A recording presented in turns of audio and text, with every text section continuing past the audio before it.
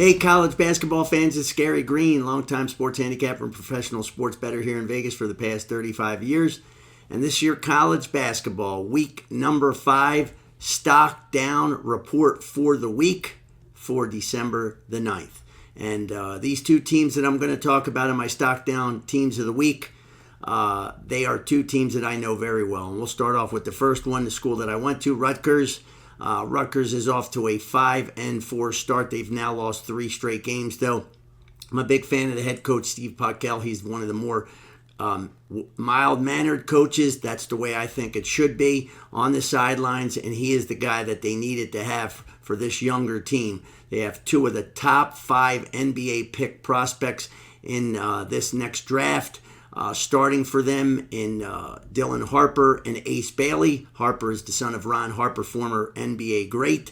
And this team has potential. But right now they're still in the early phases. They're still trying to gel and mesh together. This is a difficult situation to start off. They started off with one of the 2 missing for a few games there. So they haven't really been in full bore action just yet. But, they're in the learning phase, and I'm okay with that. Right now, though, the team not in sync. The sets that they're running are a little bit flat. They're slow. They're taking shots at the end of the shot clock, forcing up bad shots. Their 3-point shooting here has been a disaster against the 4 better teams that they've played, Notre Dame, Alabama, A&M, and Ohio State. They got blown out twice. And, this is a situation right now where they're just going to have to get more game experience. And the bad news, of course, is they've lost 3 straight. The threes, again, as I mentioned earlier, 23 for 81. You ain't beating anybody shooting that poorly at the 3-point line. But it's not just that.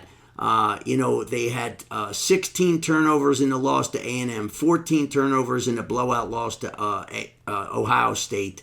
The turnovers weren't too bad against Alabama and Notre Dame, but of course in those games they shot the 3, 10 for 36 combined. So again, it's been one thing or the other. They just can't put a full game, solid game together. They will.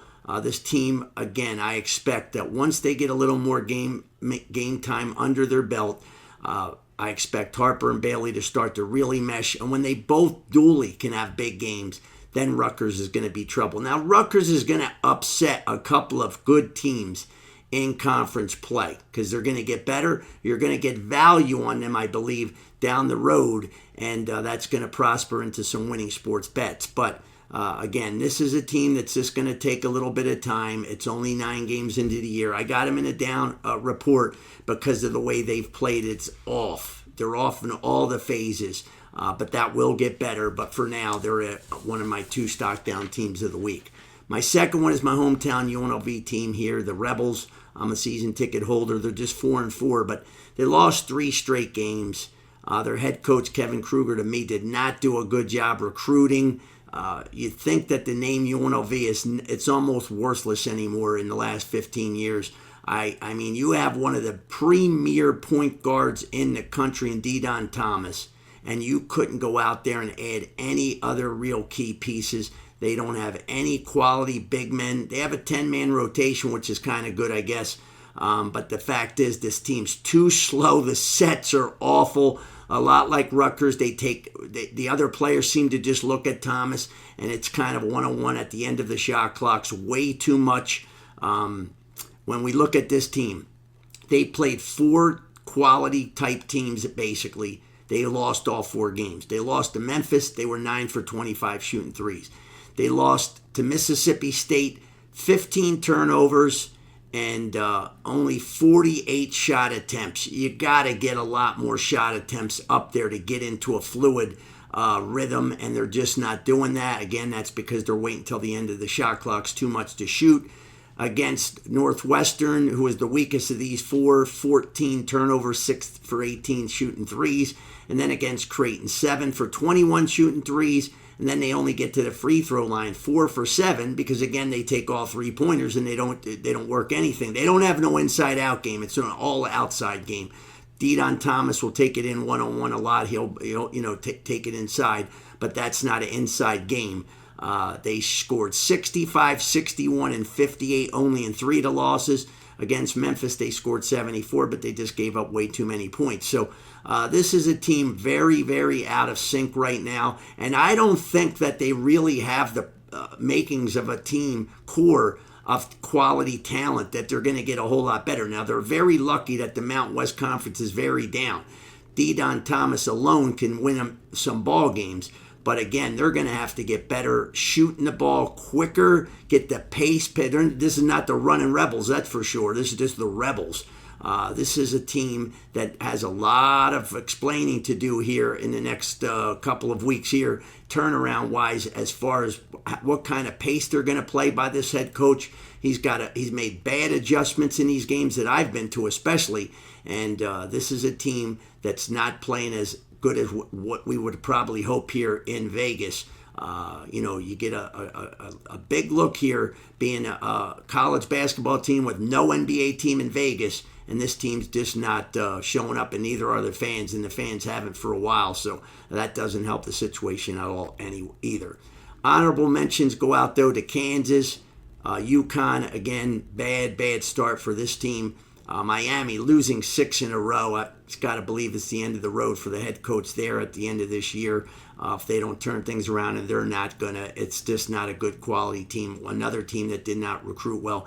Kansas is just out of sorts, too. I think maybe they have too much talent, and they can't seem to. The UCLA guys have accepted their roles.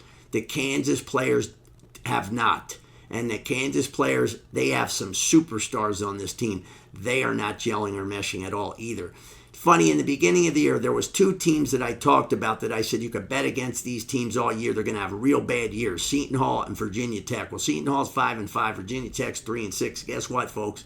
I misread both of these teams. They're worse than I thought. Neither one of these teams can score. And when you cannot score, and the fat kids are scoring more in a nightclub on a Saturday night than you're scoring in a college basketball game, then you're in trouble. And these 2 teams are in trouble.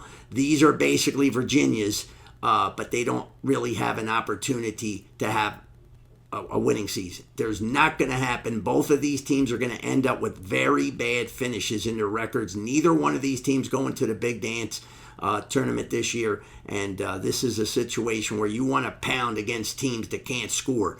And I say this a lot, but I rate teams 50s, 60s, 70s, 80s, 90s.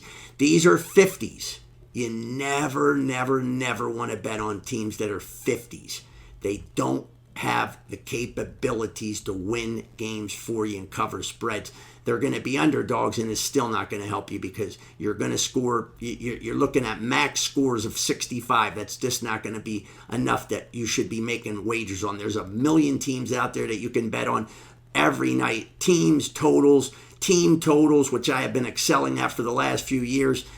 There's so many other options than just taking bad teams. Just stay away from bad teams. Even on their best days, they don't cover for you.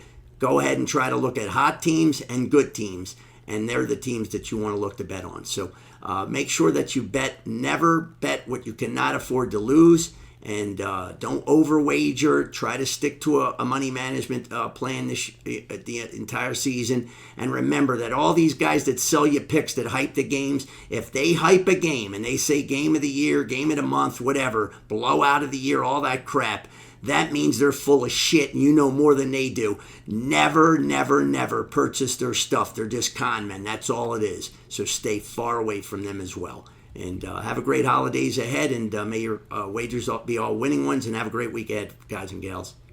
Don't forget to check out Gary Wynn's videos and bookmark us as we load more and more videos each and every day.